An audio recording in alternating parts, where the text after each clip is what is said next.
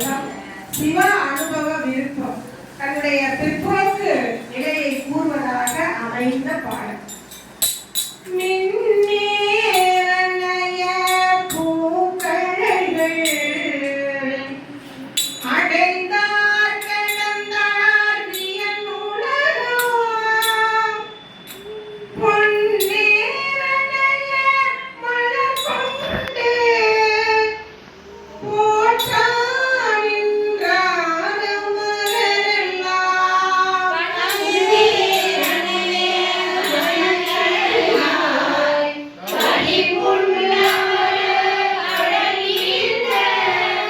Yeah.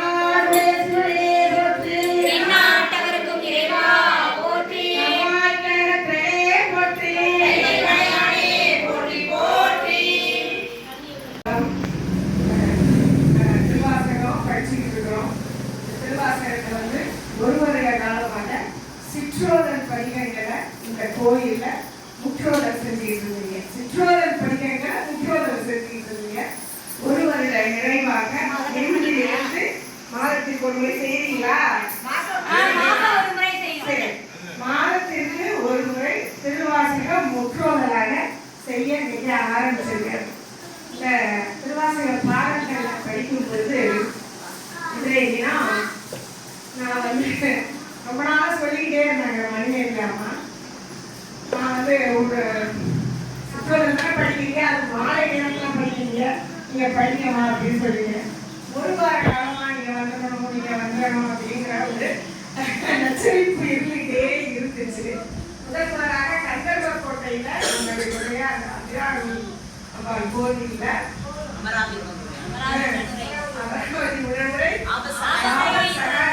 கோயில திருவாசக முற்றோதலை இதை வச்சு கந்தர்வ ஐயா பண்ணினாரு. அது பெரிய அளவுல இப்ப ஒவ்வொரு 3 வருஷம் 4 வருஷத்தை தாண்டி நாங்கள் விழா இன்னும் நிறைய நிகழ்ச்சிகள் நடந்துகிட்டு இருக்கு அந்த கோயில்ல. அதுல எனக்கு இந்த சிவனடியார்கள், அதாவது முதன்முறையாக ஐயா டெய்லி பேசுறாங்க, அதுக்கு சொன்னோம்னா ராஜம்மா, அதற்கு எடுத்தாப்புல சொன்னா மணிமேகலம்மா, அதுக்கப்புறம் எல்லா ஐயார்களும் அங்கே வந்திருக்கிற எல்லா ஐயார்களும் எனக்கு பழக்கமானாங்க. அதனால கந்தராக்கோட்டை ஐயாக்களினுடைய அன்பு என்பது என்னால் மறக்க முடியாத ஒன்று. என் நெஞ்சத்தில் என்றும் குடியிருக்கின்ற ஒரு அன்பு அப்படின்னா அது கந்தராக்கோட்டை அன்பர்கள் தான், ஐயாக்கள் தான் நான் சொல்லுவேன். இதுல இன்னும் 3 நாள் ஆட்சியிலே இருந்தாங்க. உடல் அளவுலையும் சரி மன அளவுலையும் சரி கொஞ்சம் உடல்நிலை சரியில்லாம இருந்துச்சு. ஆனா அவங்ககிட்ட நான் வரல அப்படிங்கிற ஒரு வார்த்தையை நான் சொல்லவே இல்லை. ஏன்னு கேட்டா, நம்ம திருவாசகத்தை நம்ம படிச்சுட்டு வரும்பொழுது கொம்பை வரிமுறை கொம்பனையால் கூறனுக்கு செம்மை மனத்தால் திருப்பணிகள் செய்வேன், இம்மை தரும் பயன் இத்தனையும் இவளுக்கும் அம்மை குலாத்திலே ஆண்டானை கொண்டது அப்படின்னு நம்ம படிச்சிருக்கோம். ஒருவன் செம்மை மனத்தால் நல்ல மனசோட இந்த கோயில்ல நம்ம பண்ணணும் அப்படின்னு அவன் எளியவனாக இருந்தாலும் சரி பணக்காரனாக இருந்தாலும் சரி, இந்த ஒரு அரிய பணி பார்க்கறதுக்கு வேணா இது உட்கார்ந்து படிக்கிறாங்க அப்படின்னு நினைக்கலாமே தவிர இது மிகப்பெரிய அரிய பணி, தவப்பணி, இறைப்பணி. இந்த பணியை ஒரு வருட காலமாக அவங்க சிற்றோதல் பண்ணிட்டு முற்றோதல் அப்படிங்கிற ஒண்ணு எடுத்திருக்காங்க அப்படின்னா அவங்களுக்கு எல்லாரும் சேர்ந்து சொல்லுவோம்,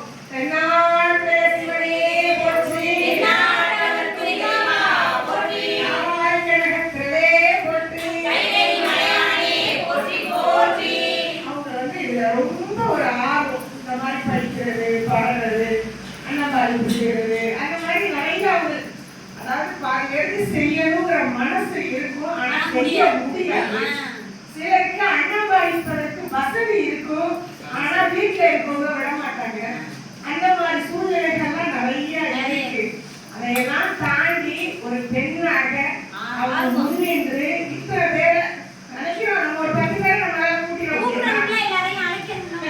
அவங்க கூப்பிட்டு இந்த கோயில உட்கார வச்சு உங்க எந்த விதமான தேர்தல் பணிகளுக்கு ஒரு சினிமாவுக்கு வாங்க, ஒரு இதுக்கு வாங்க, ஒரு சர்க்கஸ்க்கு போவோம் அப்படின்னு ஒரு பொழுதுபோக்குறதுக்கான கோயில்ல உட்கார்ந்து இறைவன் தன்னுடைய திருக்கரத்தால் எழுதிய திருவாசகத்தை படிக்க வச்சிருக்கேன்.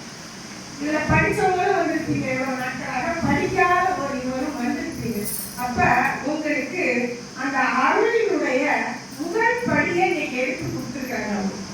சிவபெருமானுடைய திருவருள நீங்க பெறணும் அப்படிங்கிறதுக்காக அதுக்கு ஒரு வாய்ப்பை ஏற்படுத்தி கொடுத்துருக்காங்க. மணிமேகலம்மா யாராருன்னு எனக்கு தெரியும். ஆமா, அந்த பணியை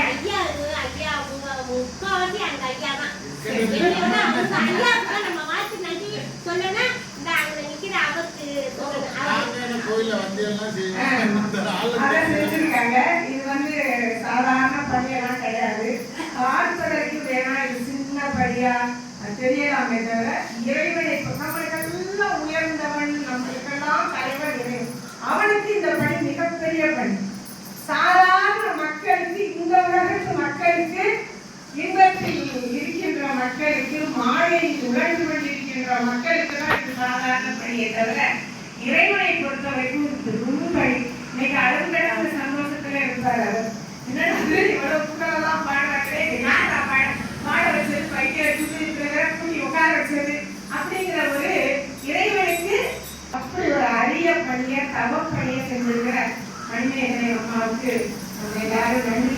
செய்வோம். இந்த பணியை விடாமல் அடியார்கள் அனைவரும் மாதம் ஒரு முறைக்காக அங்கன்வாடிக்கு வைக்கிறாங்க.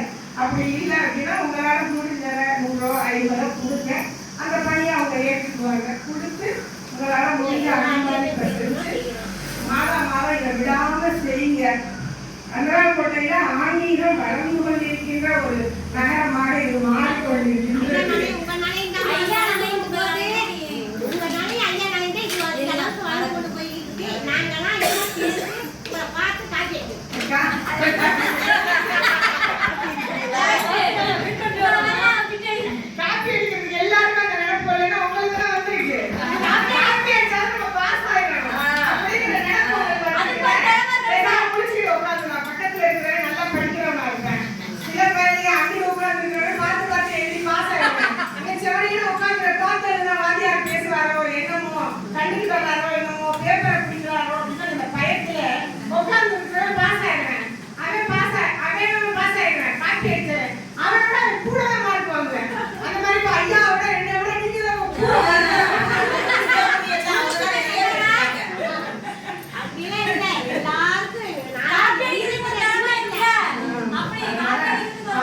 பணியை செய்யறதுக்காக இறைவன் திருவருளை எல்லாருக்கும் கொடுக்கணுங்கிறதுக்காக இந்த பாடலை கடைசியா படிச்சோம். நிறைய புதையாக்குறோம் என் பெருமாள்.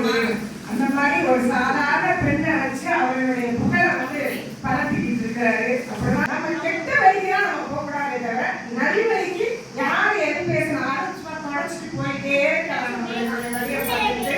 அதனால இந்த தொண்டை பாராட்டுகிறேன். அவர்கள் மேலும் கூடியிருக்கின்ற அடியார்கள் அனைவரும் அவர்களுடைய வாழ்க்கையில் எல்லா இன்பங்களும் நலங்களும் வளங்களும் பெற்று பல்லாண்டு வாழணும் அப்படின்னு இறைவனுடைய திருவடிகளுக்கு விண்ணப்பம் வைத்து வணங்குகின்றேன், வாழ்த்துகின்றேன். சிவாய நம.